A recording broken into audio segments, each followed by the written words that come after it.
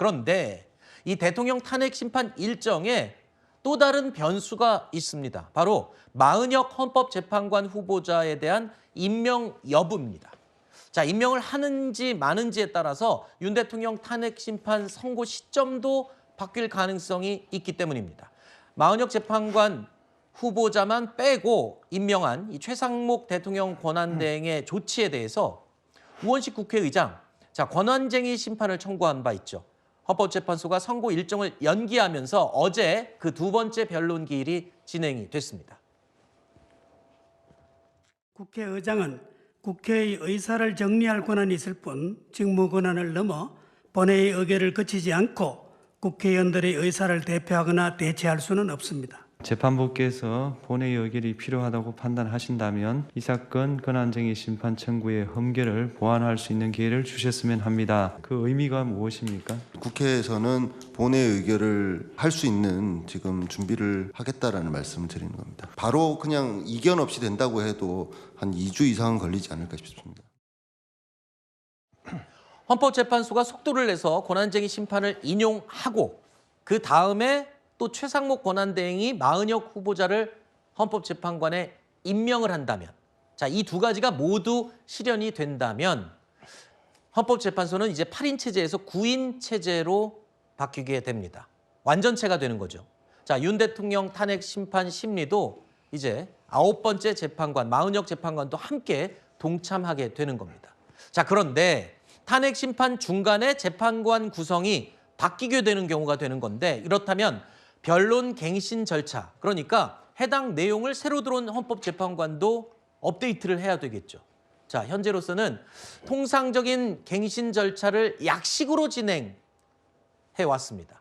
하지만 이를 두고 윤 대통령 측에서 동의하지 않을 수도 있습니다. 왜냐하면 9번째 마은혁 헌법재판관이 이 사건에 대해서 자료를 처음부터 검토하고 변론 내용을 검토할 시간이 필요하다면 탄핵 심판 기간은 또 늘어나게 되는 거죠.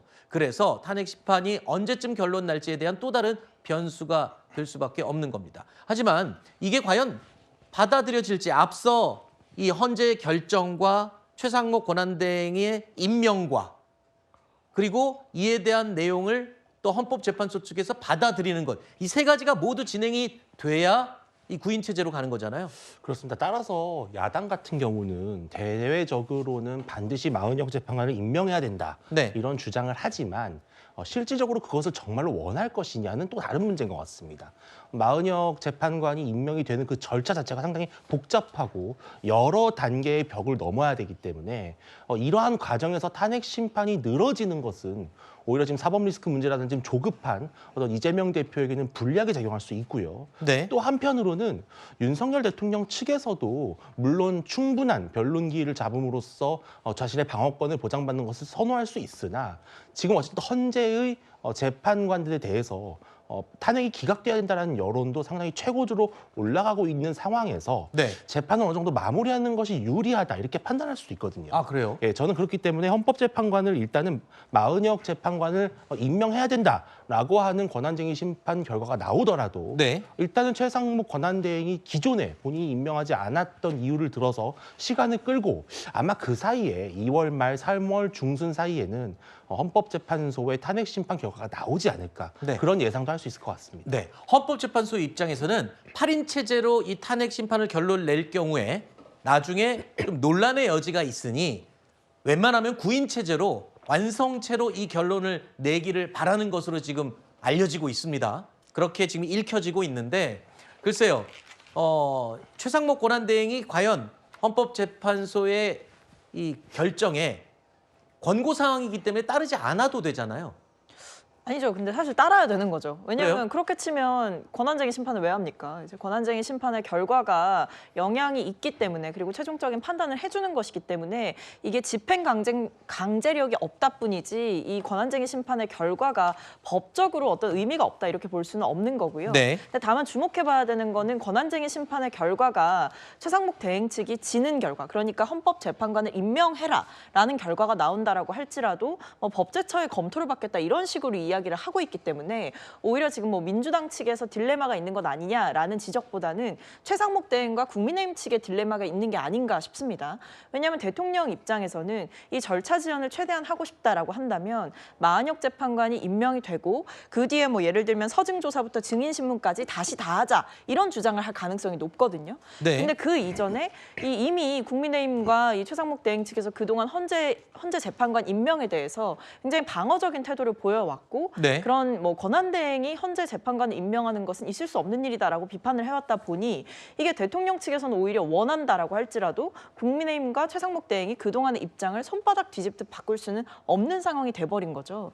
그래서 아마 방금 이제 앞서 말씀하신 부분 중에 저도 동의를 했던 게 이게 결과가 빨리 나온다라고 할지라도 최상목 대행이 여러 가지 고민 끝에 차일피일 시간을 미룰 가능성이 있지 않을까. 그 사이에 아마 선고는 이루어지지 않을까 싶습니다. 네. 그동안 헌법재판소에 출석해서 증언을 했던 증인들 가운데는 검찰 조사 때 했던 진술 내용과는 좀 다른 증언을 하거나 또는 헌법재판소에서 묻는 질문에 대해서 대답을 하지 않는 또는 회피하는 경우가 종종 있었습니다. 먼저 영상으로 보시죠.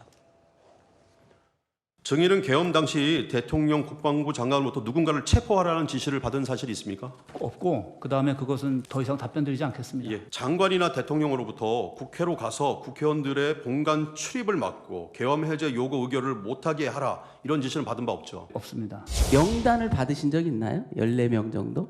제가 장관님으로부터 지시를 받은 사항이 있고 그다음에 그 사항을 제가 이해해서 제 부하에게 얘기하는 것이 있고 서로 이해하는 부분들이 조금씩 다 다릅니다. 형사재판에 관한 사항이라 제가 진술을 자세히 할 수 없습니다.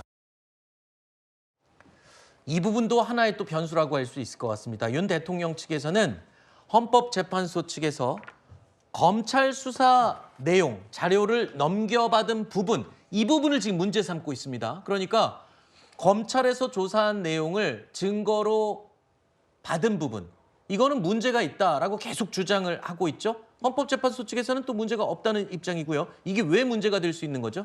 그러니까 사실 헌법재판소 같은 경우에도 이 형사소송법의 그런 절차를 준용하도록 또 되어 있지 않습니까? 네. 그런데 우리 형사소송법을 보면은 이 죄용법정주의라고 해서 공소장에 나타나 있는 검찰의 그런 주장들은 정말 일방적인 주장에 불과하기 때문에 네. 그것을 법정에서 또다시 그 타당성을 검증하는 과정이 필요합니다. 그렇기 네. 때문에 이 증거 수집이 적법했는지 이 증인들의 증언은 신빙성이 있는지를 따져보는 과정이 필요한데 헌법재판소가 그런 명문화된 규정을 어기고 헌법재판소의 재량껏 판단하겠다라고 하고 있기 때문에 저는 이게 문제라고 생각을 하거든요. 네. 그러면서 2017년 박근혜 전 대통령 당시의 선례를 주장을 하고 있습니다. 네. 그런데 2020년에 형사소송법의 312조가 일부 개정이 되어서 피고인의 동의 없이는 검찰 조서를 증거로 사용할 수 없도록 개정이 되어 있거든요. 네. 그러니까 형사소송법을 준용해야 되는 헌법재판소가 명문화된 규정이 변경되었는데도 불구하고 2017년 판례를 근거로 들어서 이것을 헌법재판소 재량으로 판단하겠다라고 네. 하는 것은 헌법재판소가 지나치게 고압적인 태도를 견지하고 있다라는 점이고 지금 이 증거 수집 절차 역시 이 공수처가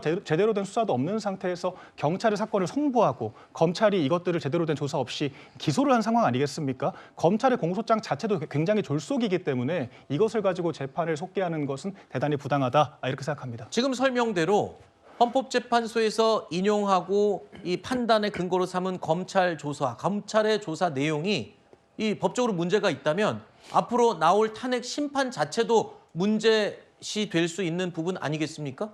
사실 뭐 국민의힘과 윤석열 대통령 측에서 앞으로 다가오는 탄핵 심판에 대해서 불복을 할 것 같은 뉘앙스는 비단 이것 때문만은 아닙니다. 그리고 소송 지휘권은 재판부한테 있는 것이고요. 그러면 이렇게 한번 생각을 해보세요. 헌법재판소에서 헌법재판관들이 왜 검찰의 진술 조서를 증거로 채택 혹은 참고하겠다라는 결정을 내렸을까요? 저는 그 답이 김영현 전 장관의 변호인이 이진우 수방사령관이 탄핵 심판 증인 출석 전날 가서 접견을 했던다에 저는 거기에 답이 있다고 봅니다. 그러니까 검찰에는 진실의 방에 있는 것 같아요. 검찰 가면은 다 진실을 말하는데 검찰 나와가지고 탄핵 심판만 나오면 다 아니라 그래요. 답변이 제한된다고. 그런데 이제는 답변이 제한된 걸 넘어서 대통령에게 유리한 발언들을 하고 있는 거예요. 그게 왜 그럴까요? 희한하죠? 그게 김용현 전 장관의 변호인이 만나지 않았던 각종군 사령관이라든지 홍장훈 전 국정원 차장 같은 경우는 이 진술의 일관성이 있거든요. 네. 그래서 저는 재판관들이 이러한 내용들을 전반적으로 보고 검찰 진술도 사실 객관적인 증거에서 이분들이 거부할 수 없어서 인정한 거기 때문에 그래서 검찰의 조사를 보려고 하는 것이 아닌가 저는 그렇게 봅니다. 알겠습니다.